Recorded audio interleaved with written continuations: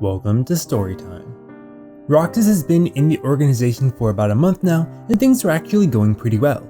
He and Axel have become fast friends and go out for ice cream every day at the end of their missions. Unfortunately, Axel has to go to Castle Oblivion, which really bums Roxas out. He starts getting paired with Shion, who still hasn't shown her face and doesn't talk, so basically she just kind of follows him around. About half the members of Organization 13 are now at Castle Oblivion. Marluxia, Larxene, and Axel take the top floors, and Vexen, Lexius, and Zexion take the basement. So the plan is to lure Sora there, take out all his memories, and make him a suitable puppet for the organization.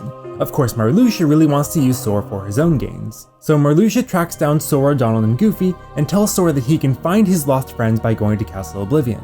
Once inside, he gives Sora cards made from his memory. These will change the rooms in Castle Oblivion to look like places that Sora has been to before. The key to this plan, of course, is Naminé, who has the power to alter Sora's memories and those connected to him. The goal is to get Sora to go further and further into the castle, while Naminé is going to tamper more and more with his memories. Even though Naminé is being forced to do this against her will, part of her actually is kind of cool with it. She's been alone ever since she was created, and all she really wants is someone to care about her. So as Sora goes in deeper, she starts inserting memories of herself into his past, so he feels like he had another friend on the Destiny Islands who he's now forgotten. After the first floor, Axel introduces himself to Sora and fights him, though he loses on purpose to try to draw Sora deeper in.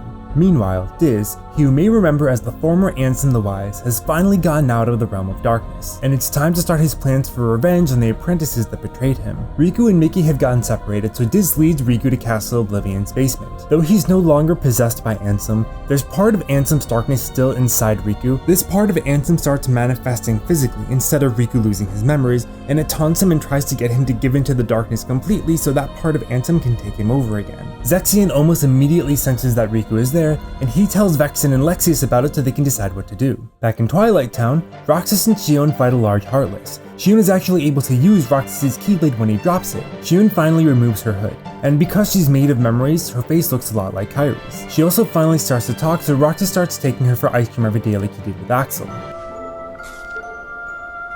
It's sweet. And salty. It's good, right? In the Castle Oblivion basement, Vexen fights Riku to gather data on him so he can create a replica. Unlike Shion, Riku Replica, who we're just gonna call Replica for simplicity's sake, knows that he's a copy, but he thinks he's just as legitimate a being as Riku. Of course, he'd be more legitimate if he was the only one, so he fights Riku but he loses. So Vexen takes him upstairs to see if he can fight Sora. Sora starts to have more and more memories of this girl he can't remember, and it really bothers him that he forgot her. Larxene shows up and taunts him about it, hoping that he'll go further and further in the castle so that he can recover the memories. Axel tells Larxene that he knows what she and Marluxia are up to, but that he wants in. We need him if we're going to take over the organization. I know that you're in on it too. But keep it under your hood, at least until the time is right.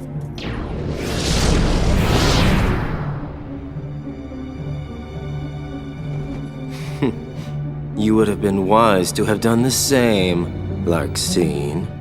Larxene suggests that Naminé implant Riku's memories into the replica so that he doesn't realize he's a replica. He is very much against this idea, but they do it against his will. So now he believes that he's the real Riku, except he doesn't have any memories of Kairi, only Naminé. Naminé insists that Sora can never truly forget Kairi, and that as Kairi's nobody, she can never truly replace her even in Sora's memories. But of course the nobodies who don't have or understand hearts don't listen. Replica finds Sora and yells at him for forgetting Naminé. Sora thinks that it's the real Riku, of course, and is kind of hurt because he thought they were past this. Replica insists that he's the only one who can protect Naminé, though he does lose. Marluxia gives Vexen a hard time because his experiment is clearly not working out that well. He tells him that if he doesn't want to die, he has to go kill Sora himself. Vexen gives Sora a car for Twilight Town. Of course, Sora's never been to Twilight Town, but Roxas has. This is Sora's first hint that there's another side to him. Vexen loses against Sora and decides that he's going to warn him about Marluxia's plans. Unfortunately, before he can do it, Axel shows up and assassinates him. No! Please don't! I don't want to! Goodbye.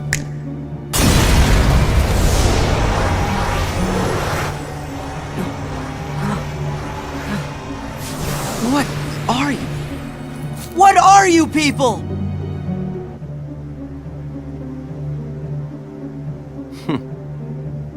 Don't know. I wonder about that myself. Having destroyed Vexen, Larxene and Marluxia accept Axel into their conspiracy. Down in the basement, Zexion feels what's happened, and he and Lexius decide to try to use Riku to fight the others with his darkness, since they assume they might be next. news of Vexian's destruction reaches the organization. Roxas is really bothered by this because he's never really thought about what would happen if he was defeated before. Xigbar tells him that if they're defeated, there's nothing left since they're nobodies and they don't have hearts. Roxas becomes weaker and weaker as Sora's memories change, and finally he goes into a deep sleep. Now that he's sleeping, Xion can actually use his Keyblade, so she keeps going on missions and brings him back seashells, hoping that he'll wake up. Sora's memories of Kairi are slowly being replaced by Naminé. Replica shows up and they fight again, both thinking that they've promised to protect Naminé. Donald and Goofy start to get worried about how much Sora is obsessing over Naminé, especially since he never seemed to remember her before. He gets really offended and leaves them behind. Now that Axel has confirmed that Marluxia and Larxene are both traitors, it's time for him to start ruining their plans. The first step is to let Naminé escape. Down in the basement, Lexaeus fights Riku and wins, but Ansem takes over Riku's unconscious body, powers him up, and destroys Lexaeus. Rest in peace, buddy, you kind of didn't really matter.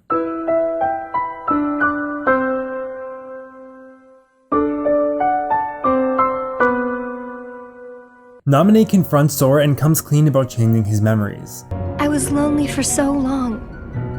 I just couldn't bear it anymore. So I called out to your heart and had you come all the way out to this place. You came for me and I'm so happy, but to your heart I had to. Replica is about to defeat him, but Naminé knocks him out. Larxene shows up, and since things have already pretty much gone off the rail, she reveals the entire plan. She also is pretty sure that Axel has betrayed them now. Donald and Goofy of course aren't going to let Sora go out alone, so they catch up and the three of them defeat Larxene. Naminé apologizes for the horrible thing she's done, but Sora is Sora, so he says he's going to keep the promise he made to her even if it wasn't a real one. Oh brother, that's a bit much. It's okay. Sora always gets like this every time he's around a girl.